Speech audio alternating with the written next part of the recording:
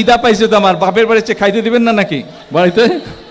কারণ যেখানে 4 লেন প্রয়োজন নাই সেখানে যদি আমরা 4 লেন করি রাষ্ট্রের অর্থ নষ্ট হয়। ঠিক আছে না? সব কিছু করতে তো পয়সা লাগে এবং এই পয়সাটা কার? এ ভাই চুপ করতে হবে, নাহলে তোরা বক্তব্য দে আমি যাই। হ্যাঁ, তোরা বক্তব্য দে আমি যাই। চুপ, একদম চুপ। হ্যাঁ, এখন রাষ্ট্রের অর্থের কথাও তো চিন্তা করতে হবে। এই এ ভাই তুই আয় আমি যাই, এত ফাল পড়তেছে। আচ্ছা, বক্তৃতা দিলে তো অনেক হচ্ছে, বিকালে আবার আরেকটা জনসভা আছে, ওখানেও বক্তৃতা দিতে হবে। হ্যাঁ, কি বলে কি বলে শুনি না।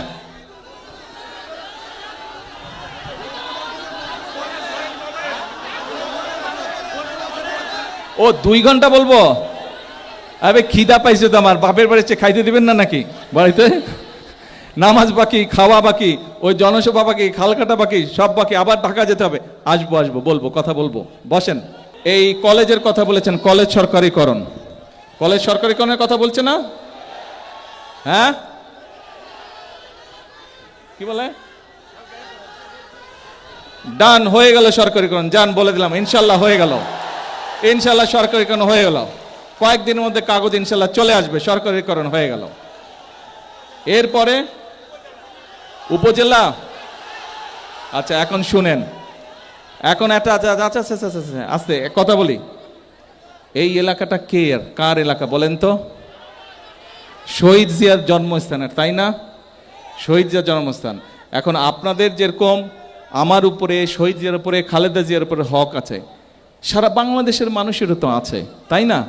আমরা যদি সব এখানে করি, সারা বাংলাদেশের মানুষই তো উন্নয়ন থেকে গত 1 যুগেরও বেশি সময় ধরে বঞ্চিত।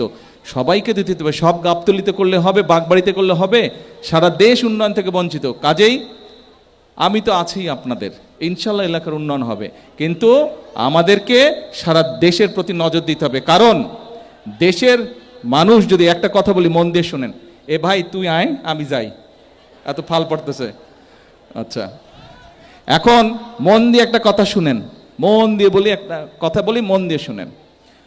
আমি যদি দেশটাকে শান্তিতে রাখতে পারি, আমি যদি দেশের মানুষের চাকরি বাকরি ব্যবস্থা করতে পারি, আমি যদি কৃষক কার্ড কৃষকদের হাতে পৌঁছে দিতে পারি, আমি যদি ফ্যামিলি কার্ড মায়েদের হাতে পৌঁছে দিতে পারি, দেশ যদি বেকার যুবক যারা আছে তাদেরকে যদি বিদেশে হোক দেশে হোক চাকরি কর্মসংস্থানের ব্যবস্থা করতে পারি, মানুষ যদি ভালো থাকে, খুশিটা বেশি কে হবে?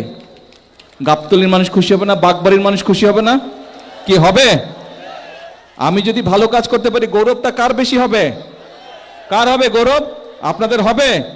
তাহলে ভাই ধৈর্য ধরতে হবে, আপনাদেরকে ধৈর্য ধরতে হবে। হবে ইনশাল্লাহ। এর আগে কাজ হয়েছে না এলাকার?